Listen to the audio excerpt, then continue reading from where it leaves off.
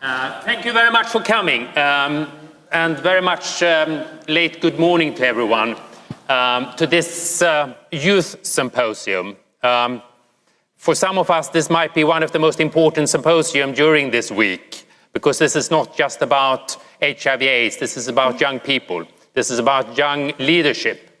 My name is Anders Nordström, I'm the Swedish Ambassador for Global Health, and I'm going to co-chair moderate this together with Alicia Ross.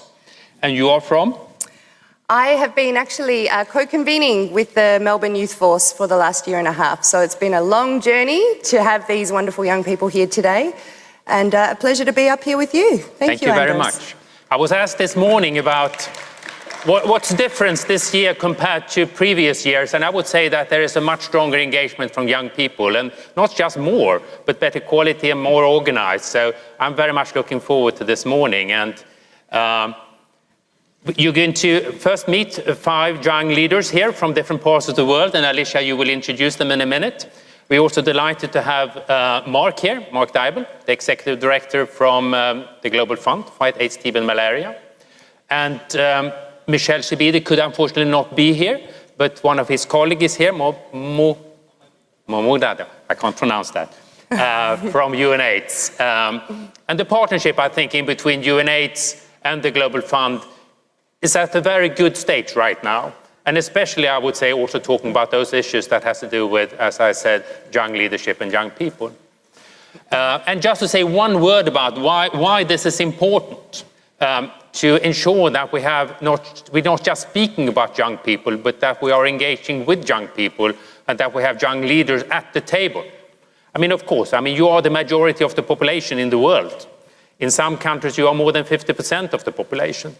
So that's in your own right, you should be at the table. But also, you have different needs. You have different perspectives. And for me, possibly most important, you have different solutions. I've always been sort of the youngest when I've been engaging, but I'm no longer. And I know, especially talking to my own teenage children, I do not have the same solution as they have. And it's important that we have different solutions to bring to the table to get maximum effects in terms of what we do. And the third reason is, of course, that the earlier we engage with young people, with young leaders, the better leaders we will have for the future. We will not be here forever, and you will have to take over. And the more you are engaged at an early stage, the better. So let me hand over now to Alicia, and we'll start with the first part of this symposium. Thank you, Anders. Well, I want to start by welcoming these wonderful people that are up here.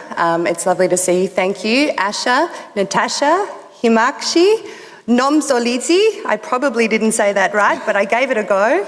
And Mitchell. These young people, these young leaders that are up here with you today are part of the Melbourne Youth Force.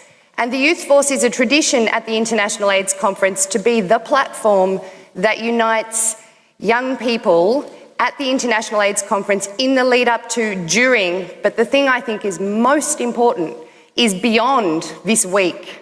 The work that they have put in over the last year planning to get to this moment doesn't stop on Friday when we have our closing ceremony. In my opinion, that's when the real work actually begins. Now, another tradition of the Youth Force is actually coming up with a youth declaration. And I'm also going to say, like my colleague here, Anders, as a not young anymore person, but young once, I have been to a number of international AIDS conferences and have been part of previous youth forces. And in those experiences of writing youth declarations, I've realised that we have produced some lovely documents. But what happens to documents? Documents are pieces of paper with really well-crafted words on them, but, you know, what happens then? So in the planning, as we got to this moment, we thought, how do we take what has been an important process for young people to document the work that they've done and actually take it up a level? What is the 2014 response for the Youth Force?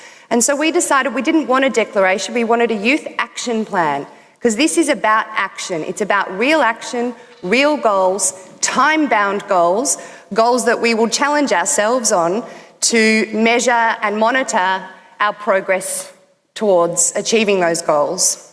And so now the people that really need to tell you about the Youth Action Plan for 2014 are up here with me. So I'll invite Asha to start by giving us an introduction to the Melbourne Youth Force Action Plan.